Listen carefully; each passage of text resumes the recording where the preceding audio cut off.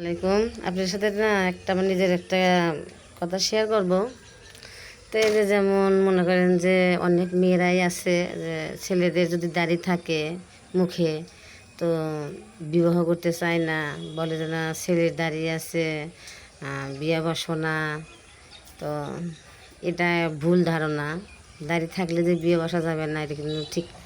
কিন্তু আমার স্বামী যখন দাঁড়িয়ে রাখতে চাইছে, আমার নিজের কথাই বলতেছি, আমি খালি বলতাম যে না মুখে হয়তো খোঁচা টোচা লাগবে, যখন কিস টিস করবে সে সময় খোঁচা লাগবে, ঘাও লাগবে না। তো এখন তো আমার স্বামীর হলো দাঁড়িয়ে রেখে দিছে। তো মাশাআল্লাহ আলহামদুলিল্লাহ, শুনছি আল্লাহ তাআলা ইয়া রাসূল বলছেন যে একটা দাড়ির সাথে ৭০,০০০ ফেরেশতার সেবা করেন। আলহামদুলিল্লাহ। তো এখন এখন আমার ধারণাটা ভেঙে গেছে যে না গাও লাগে না, খোঁচাও লাগে না। তো মনে করেন যে যখন আমার স্বামী আমাকে মুখের সাথে মুখটা লাগায়, তো মনে করেন যে দাড়িটা না মনে হয় কি যে তুলার মতো লাগতেছে আমার মুখে, বুঝছেন? আলহামদুলিল্লাহ মাশাআল্লাহ, তুলার মতো লাগে।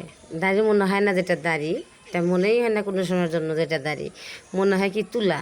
হ্যাঁ, মুখের সাথে তুলার মতো লাগে আলহামদুলিল্লাহ।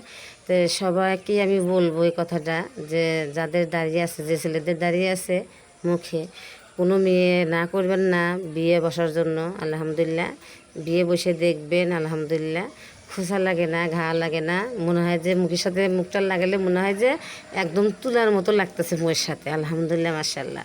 আসসালামু আলাইকুম।